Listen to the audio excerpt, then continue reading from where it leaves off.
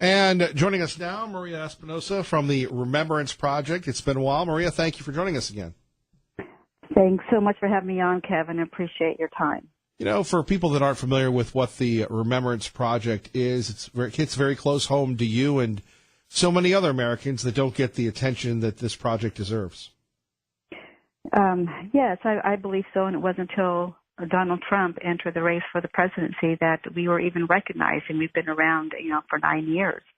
But the Remembrance Project was started in 2009 by my husband, Timothy Ling, and myself. I was just sitting watching the TV evening news and learned about the killings of Houston police officers and that there was a lawsuit filed by one of the widows.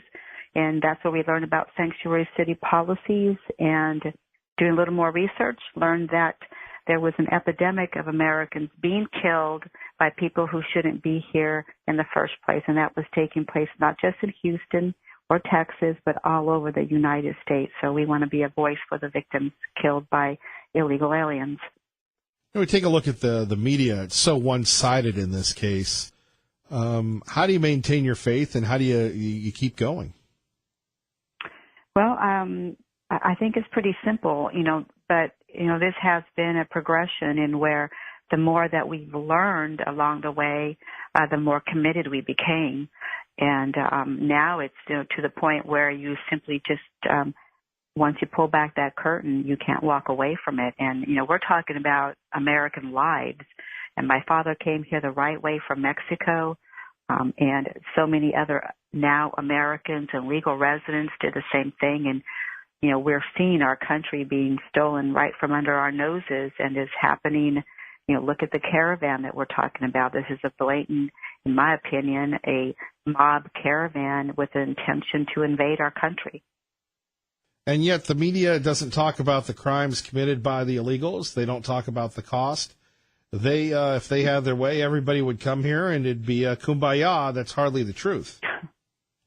Exactly. And, I'm glad that you said that, because that's what the, fake news out there, the left stream media, which, when we started, we had no idea that all of this was taking place, number one, but also that the media was in bed with the far left agenda. But again, once you put your time in and research and understand what's taking place, it's very frightening. And this is what will take place if we allow, this invasion. And it's an endless supply of foreigners who care nothing about, number one, our laws, our Constitution, our way of life. They want what we have, and they'll do anything to get it, regardless of what's going on in their country. Americans are very generous. Our country gives millions, billions of dollars, actually, in U.S. foreign aid to take care of the problems in their countries. But, the answer is not to bring everyone onto our ship. It will sink. The answer is, should those governments, other countries, want to be successful like the United States, they should emulate what we're doing here. Maria Espinosa joining us from the Remembrance Project. Kevin Miller here, KIDO Talk Radio. What do you make of this caravan? It is well orchestrated, Kevin, and I know we've heard all sorts of stories, but I think that we're to the point that we can recognize a certain situation, and plus Judicial Watch, our friends there, were on the ground a couple of weeks ago in Guatemala and speaking with the officials there. In fact, the Guatemalan authorities pulled over 100 members from that caravan who had ties to ISIS.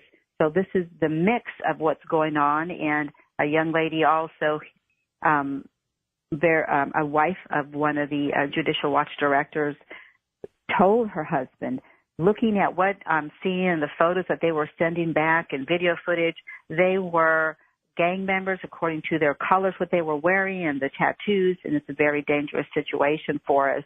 And about only, was it 90 or 95% of the members of that caravan were male, and the rest were female.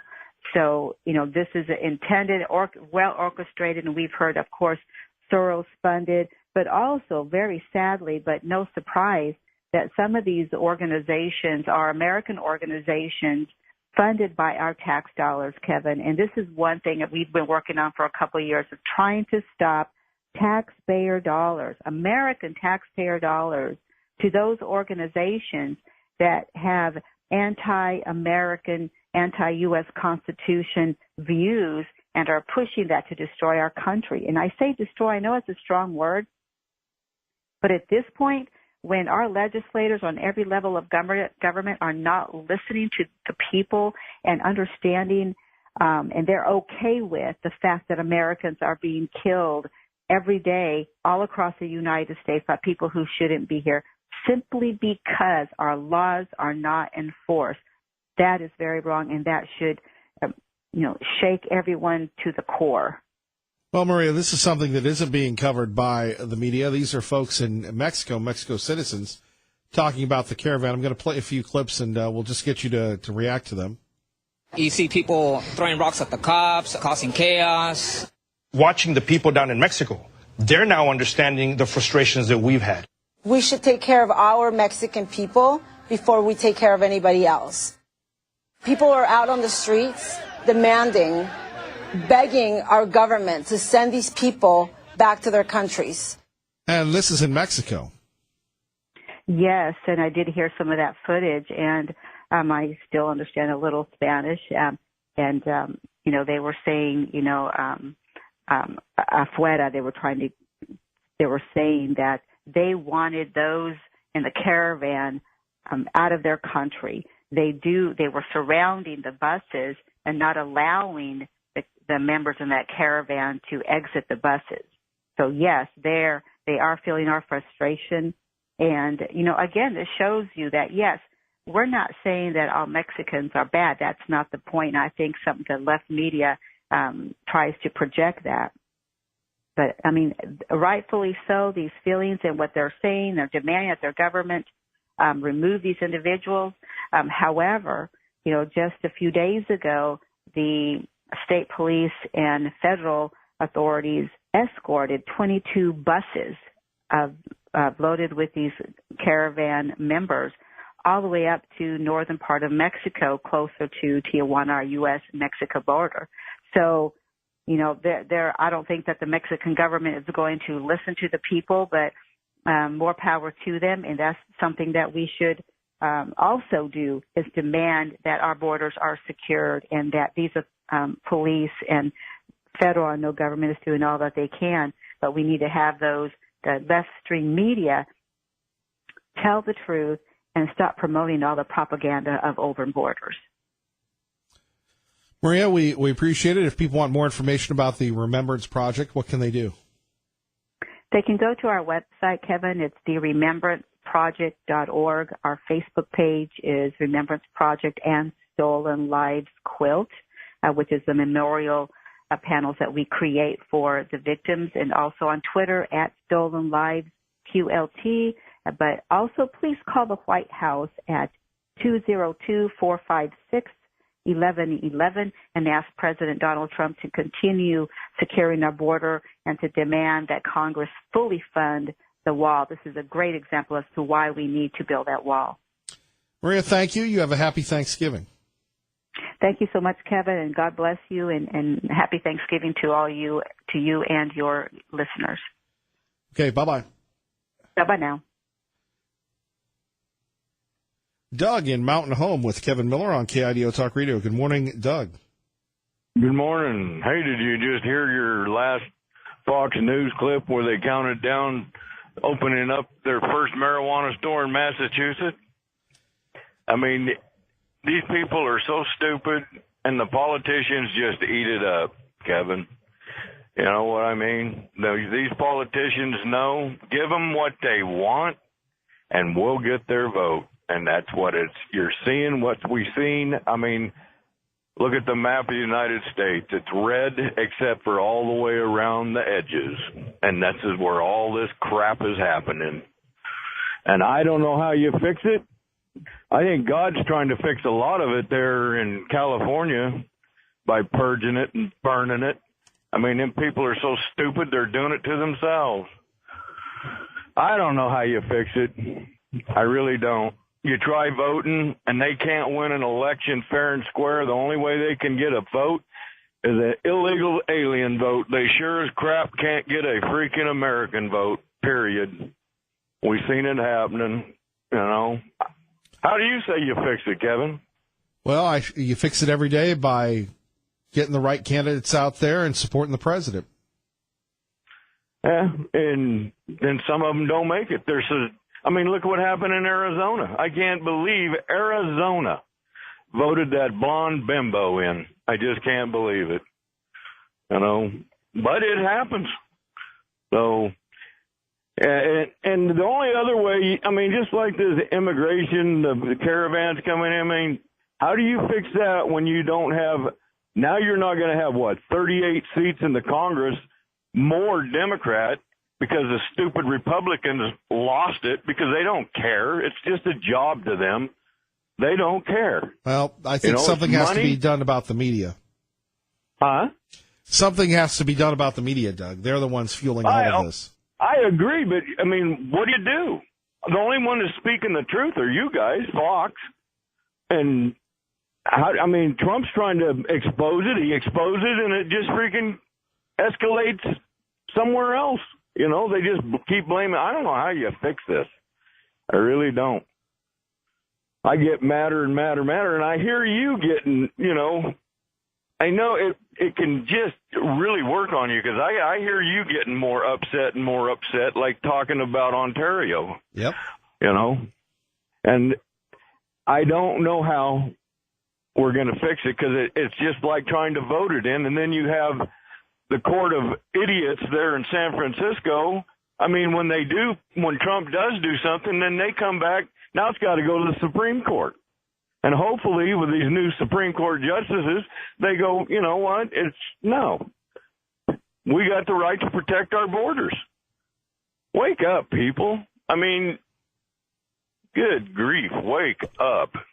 These freaking politicians are so ate up with Soros money that, Soros money. Just like your lady that was just talking right there. It's all, them things are well-funded, and guess who by? And he's living right here in our country, people. Right in New York. Now, what's up with that? All right. I'll go, Kevin. I haven't talked for a while, and it's okay, Doug. I just try not to get built up to where I explode, but it's pretty close. You have a good day, Doug. You too. God bless you. God bless you. Let's go to Bob in Caldwell with Kevin Miller on KIDO Talk Radio. Good morning, Bob. Morning, Kevin. Thank you for all you do. A couple of quick things on these pot shops in Oregon. It doesn't matter how much scientific evidence you provide these people with facts about marijuana being a gateway to all the other drugs, the subsequent crimes, and the disasters that those cause, or what the pulmonary doctors or the cardiovascular doctors or the psychiatrists to prove relative to the damage caused. They don't want to hear it. They don't care. They make a bit of difference. They're just self-serving because it's a pink slip for behavior, period. Number two, the president, I think, is right when he says he wasn't on the ballot. And that helps explain a little bit how some of these people, like this last gentleman's commentary on the gal from Arizona got elected. There's a lot of people that don't vote. This is wrong. They should, but because he wasn't on the ballot, they didn't vote during the midterm. So I think in 2020, you're going to see another huge, major revolution of patriots, God-fearing people come up and speak their mind, because this crap's got to be put to bed. It's got to stop, or it's going to be just runaway Venezuela all over again. So as far as this caravan is concerned, we can't have enough military presence on our borders. San Francisco judge yesterday rules out Trump's declining asylum when they break into the country illegally. It's supposed to be, according to our laws, that they can apply for asylum if they enter legally in a port of entry. But the judge says no. It doesn't matter if they come and drop in out of helicopters or however they get here. they get asylum. Well, it makes a difference how you vote. And as a result of this, we have these judges like this, which are part of the problem. They're a significant part of the problem that undo everything they were trying to do to restructure their country and put it back on solid footing. So for those of you that don't vote, this is what you get. We kind of do it to ourselves. I agree with you on 2020, Bob. I believe that there'll be a huge red wave coming. Well, thank you. I give you time back to all you other great callers, and thanks for what you do. Appreciate it. Thank you, Bob. Take care. Bye-bye. Bye-bye. Now let's go to Ontario, Oregon, and Debbie. Good morning. You're on KIDO Talk Radio with Kevin Miller. Hey, Kevin. I actually live outside the city limits of Ontario, but I graduated from Ontario and have lived here for not as long as John Kirby, but for nearly 65 years. And first of all, I want to thank you for recognizing what's going on over here. I thank you for your past coverage of Eastern Oregon events and situations. And I just want to give a thank you to the people of Ontario who were so openly against legalizing the dispensaries in Ontario. People like John Kirby, who is a businessman. And I can't understand, Kevin, why nobody from Oregon and Ontario is calling in this morning. I haven't heard your entire program, but all I've heard is Idaho people. And I'm thankful that Idaho people are vocal and staunch in their not wanting to bring marijuana to Idaho. But I just say if there's anybody from Ontario out there listening, as I am, that they would call in and talk about it, because we're the ones, well, like I say, I live outside the city limits, so I couldn't vote on it, but we're the ones who are going to live with it right in our backyard and in our laps. And so thank you, Kevin, for what you're doing this morning. Well, Debbie, thank you. I mean, what's the mood in Ontario? You've got the press saying that the drug shops are a good thing. You know, I don't know. I just talked to a few people, friends and business people in town. I think I just question if they did enough research about, like the man who called in from Emmett, who was a law enforcement in California. Either they didn't do the research or they don't care. And they see the marijuana dispensaries as being an end-all to financial woes, and I question what's really going on with the finances. Also, there's people who just don't want to drive 30 miles to Huntington. And then, you know, bottom line is marijuana is still an illegal drug. And that is, I think it shows a disregard for the laws of our nation. And so that's kind of how I think about it, Kevin. Debbie, thank you, and God bless. Well, thank you again, and thanks for remembering us here in Eastern Oregon, the forgotten part of the state. Well, that's why you need to join Idaho. We're going to look to annex Eastern Oregon. You know, that would be nice. I'd like my house to sell so I could move someplace else. Thanks, Kevin. God bless you. God bless you, Debbie. Happy Thanksgiving. Thank you. All right, more of your phone calls next. Is it time to annex Eastern Oregon to save them from the pot lovers? Kevin Miller, KIDO Talk Radio. And we continue on. Holly, good morning. You're on KIDO Talk Radio with Kevin Miller. Hello, Holly. Good morning. So I wanted to talk a little bit about the judge's decision to reverse what the president had in place for when people could come here and claim asylum. I think that's a prime example of why a convention of states is an awful idea, because we have judges all over the place not giving justice, not following the laws that we currently have. We have globalists trying to take us into a one-world government, and if they aren't going to follow the Constitution that we have now, opening up a convention of states is an awful idea, because even if we did pass a balanced budget amendment, that would put us at a 75 to 80% tax rate. And I think that would tank the economy, and we would be even more susceptible to some of these forces that are after us. I've talked a lot about Chris Ann Hall and her book Sovereign Duty. She's a good Christian woman. Her husband's a pastor. And I know that the gentleman that's been promoting that convention of states for several times, that has been voted down twice in Idaho, says he has the support of religious people in bringing a woman saying she's a constitutional attorney, and that if you're a good Christian, you should support them. But there's a lot of socialist organizations that support a convention of states as well. And I would urge people to contact their legislative reps and let them know that we do not want a constitutional convention, that the government is not following the Constitution that we have. Well, Holly, we'll continue on with that. Traffic and weather together, KIDO Talk Radio. 07's Eric Gebert. And coming up next, more of your phone calls. We'll check into, at the White House, from your house to the White House. Fox News Radio's John Decker joins us live from the West Wing, only on KIDO Talk Radio. Good morning, Maggie. Good morning, Kevin. And we continue on. We are so thankful to be with you, Kevin Miller in the morning.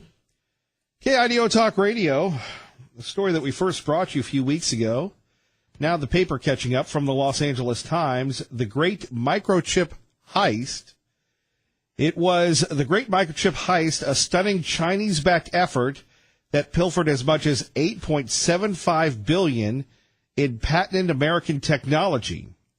U.S. officials say the theft took over a year to pull off and involved commercial spies, a Chinese-backed company, a Taiwanese chip maker, and employees affiliated with Micron Technology, a U.S.-based microchip behemoth. Yet what Micron called one of the boldest schemes of commercial espionage in recent times is most notable because it's not unusual. I remember many years ago, and our friend Rocky Barker, who we were just praising yesterday for talking about the Wilkes brothers spending big money to buy the Idaho land, kind of took a couple shots at me for talking about the Chinese influence in the state of Idaho. You remember we were the ones that came up with that foreign trading zone, and we were ridiculed for it. So now, the great microchip heist, China has taken the gloves off in its thefts of Idaho-based Micron and U.S. technology secrets. We're going to get to that in a minute.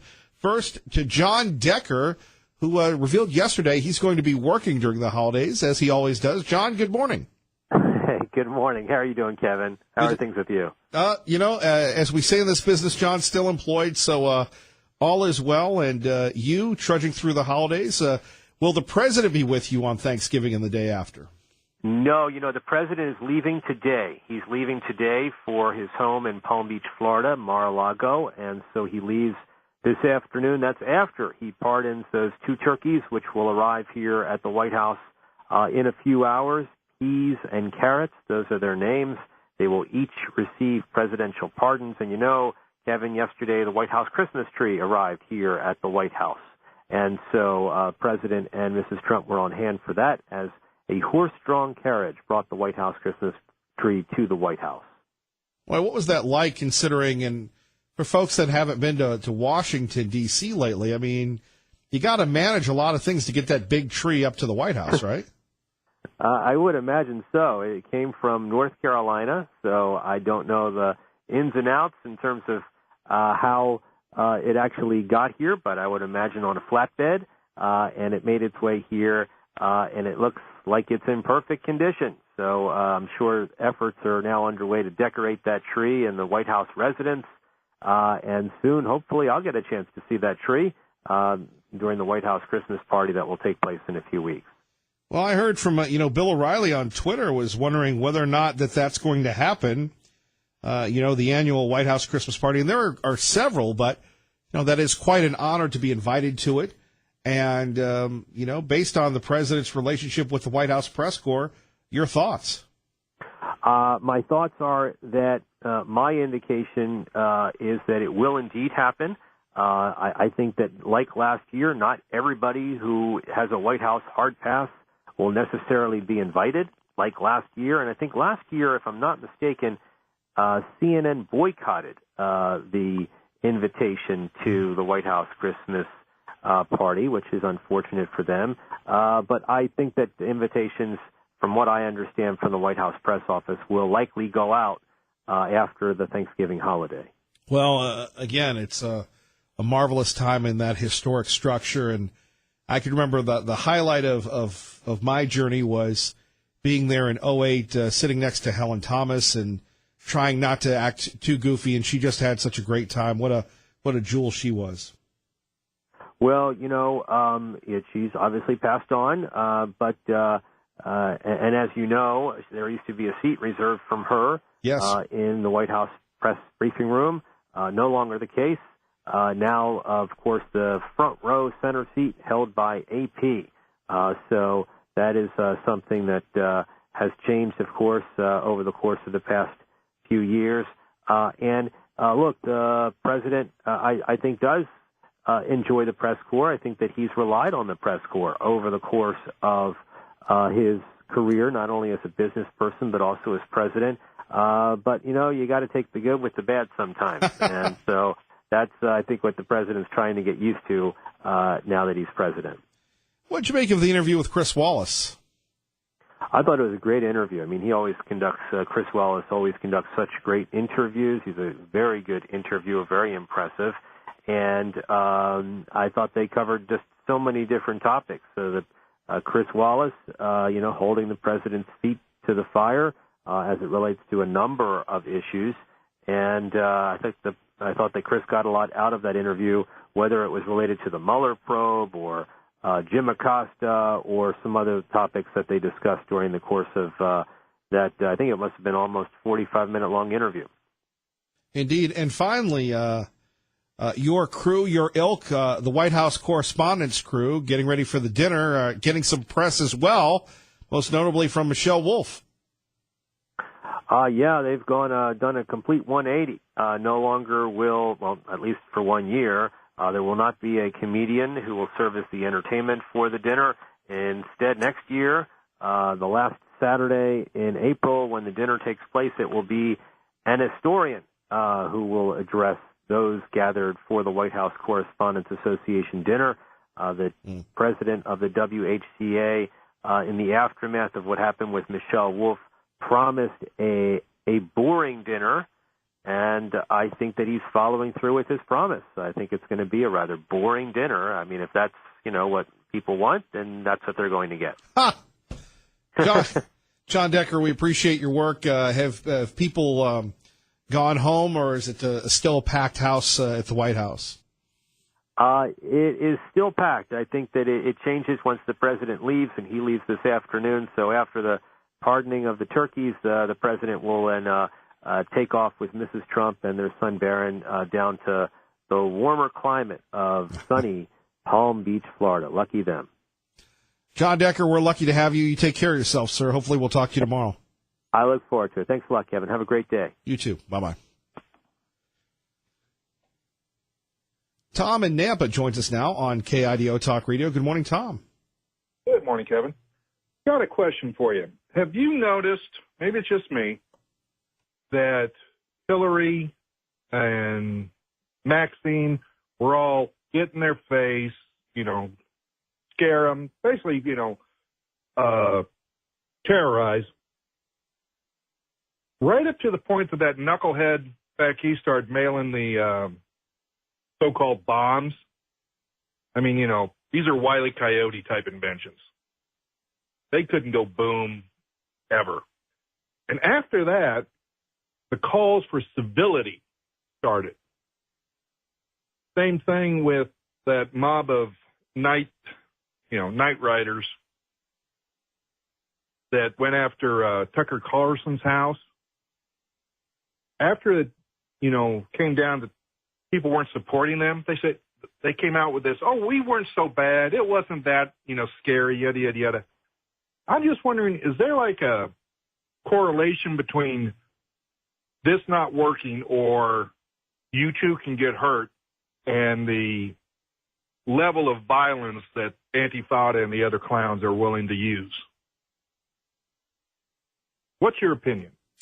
Well, it does seem coincidental at the very least. Yeah. I'm just wondering if that old joke about an armed society is a polite society might not be a joke as much as a bit of advice. Well, personally, I think that's what it's come to, and I've always urged people to be responsible for their own self-defense. It's sad that we have to live that way, but look at what happened in that hospital in Chicago last night. Yeah. Well, hey, nothing bad happens in Chicago. It's a democratic city. You know what they call how many people they lost at Parkland? You know what they call that in Chicago? Average weekend. They don't talk about violence in Chicago because it's a democratic city and has been for how long? I thought for sure that a hospital was a gun-free zone. Maybe their sign isn't working. Maybe they have a defective gun-free zone sign. Must be. Yeah. So, on. Tom, thank you. Happy Thanksgiving. Happy Thanksgiving, brother. Joining us now, our own rump roast, Tea Party Bob of the GemStatePatriot.com, the foremost conservative newsletter in the state of Idaho. Good morning, sir. Oh, so why did I get the comment, rump roast? Just wanted to make sure you were listening. What's wrong with a rump roast? I don't miss a word you say, Kevin. You know that. I see you're talking about one of my favorite subjects this morning. As I've said many times on your show, I'm not for the legalization of cannabis for recreational purposes. But I am in favor, as my good friend Max the doctor said, the use of CBD oil for medicinal purposes. And we are seeing more and more of the THC-free hemp oil being used in our state, as it is not illegal and it does not have THC. There are many benefits from the use of the CBD oil and the THC. Without the THC, we should have no restrictions on its sale anyway. On the statistics that are being used for Denver, we all know statistics are used to manipulate, present certain viewpoints, and Denver is no stranger to using them. While we have seen a substantial growth in tying the use of cannabis to inattentive driving fatalities, they still pale in the numbers of alcohol-related auto deaths. And if you want to look at the real danger to our country, let's look at the cause of death by prescription drugs, including opioids, the problem that is getting worse by the day. The CDC estimates 72,300 people died from overdose in 2017. That's an increase of 10% from the year before. And a majority of the deaths, 49,000, were caused by opioids. While So the number of auto deaths were little over 40,000. Do you think that the pot shops in Ontario are good? Do you agree with that? Oh, of course not. I don't think they're good. I never was for them. My point is that we have more serious drug problems than the pot shops, although they will grow in numbers and they will grow in problems. But then how do you balance the, that when you bring in medical marijuana, that all of a sudden recreational marijuana seems to follow? Look, THC-free CBD oil is already in the state. It's being used. It's being given out by physicians. My point is that anything that's THC-free is not illegal in Idaho, period. So what I have been going for and trying to get approved is CBD oil. But evidently we don't have enough smart people in our legislature to understand that, especially up in the higher offices. How confident I'm not for recreational marijuana. Right. How confident do you feel that will get a fair hearing this time around? I think it will get a fair hearing because of what's been going on. They have made a lot of changes in the formulation. And as far as his comments about being no studies to show the benefits of cannabis, there are studies being done right now in Israel on cannabis that are being financed by the National Institute of Health. And the reason there are no studies in the U.S. is why would the drug companies want to do these studies on a substance they can't patent?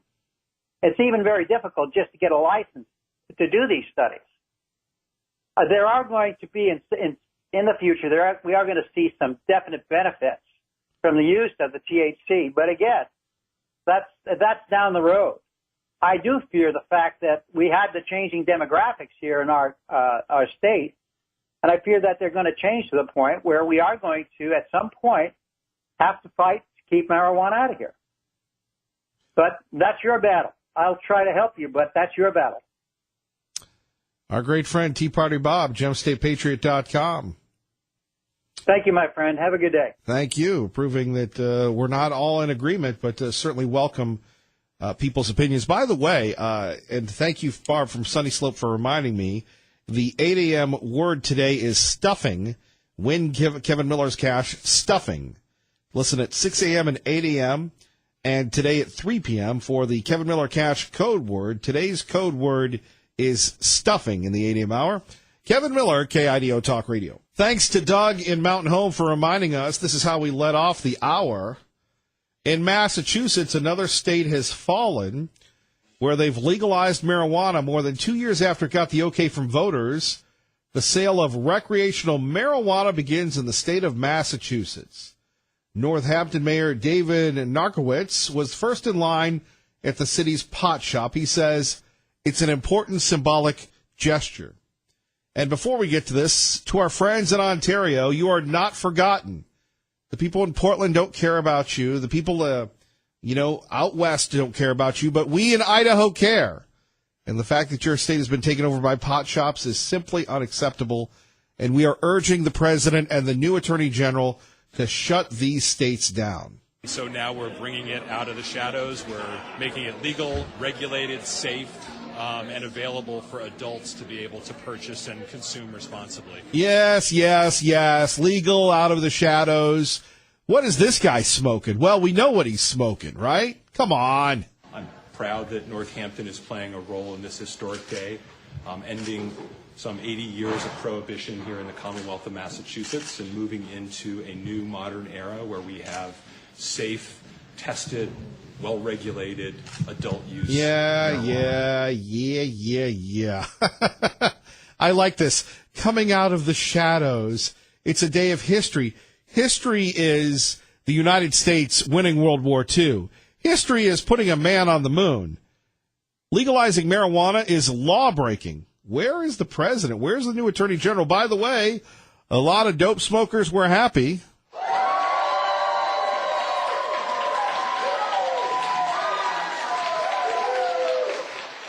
Well, they better keep that rolling because that's probably about the only enthusiasm those folks will have for many, many years. 5, 4, 3, 2, 1. There we have it, the opening of the pot shop. Not in Ontario, which should be happening soon, but in Massachusetts. Thankfully, Idaho leading the nation and saying no to the dope, no to the hashish, no to the marijuana, and that's a good thing. And we're taking your calls on that and a few other things, like China stealing the Micron microchip. And as we said, we told you. We'll get to that in a minute. Tess joins us now on KIDO Talk Radio. Good morning, Tess. Hi, good morning. Thank you for bringing the subject up. It's really difficult for a lot of people because they don't understand, the issues between marijuana and hemp. They're just in the same family, like hops. But one of the biggest concerns I have is that how are we going to deal with people who are going to be arrested for possession coming back over the line, and then they get into the court systems. They also have a lot of issues here that people don't recognize that have to do with the tribes. A lot of the tribes here have been trying to negotiate the ability to raise marijuana on their reservations. So some tribes, it's legal now to do that, and they internally tax, although tribes are not taxed.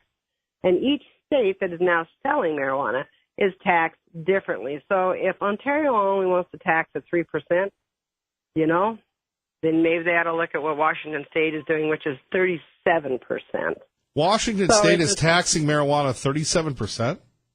37%, right. And I think that California has a lot of other things that are attached to it. They have excise and sales tax attached to it, or cultivation taxes. Alaska, they tax at $50 per ounce. And actually, if you're selling, because it's illegal, with the banks and such, you can't deposit any cash made from a sales into a bank. You will go to jail for sure. So Alaska State, what they have you do is you have a cash bag that you drop at a cash drop in Anchorage, and you have a lock key, and you have a deposit slip. So you're paying your cash from those marijuana sales to the Alaska State Tax Commission via a drop bag. Like a drug dealer. Quandary. Like a drug dealer. Well, if the shoe fits. Some people like to wear it. Tess, Well, if we don't appreciate your if we time. don't talk to you, happy Thanksgiving. Yeah, mutual. Thank you so much, and to everybody else, too. All right, there we have our friend Tess. Traffic and weather together on 107.5 FM. And Kevin Miller in the morning here, KIDO Talk Radio. Coming up, it's our great friend Glenn Beck, then Dave Ramsey, then Sean Hannity, Lars Larson. I do want to remind you over this holiday season, please, and I don't have to worry about you, but we worry about the other folks that are going to be driving aggressively and really not obeying the proper rules of safety. So please be very, very careful. We want you around for many, many years and know that you're loved. We love you. Ray and Maya, great job. Appreciate everybody. Good day. God bless. Keep the faith.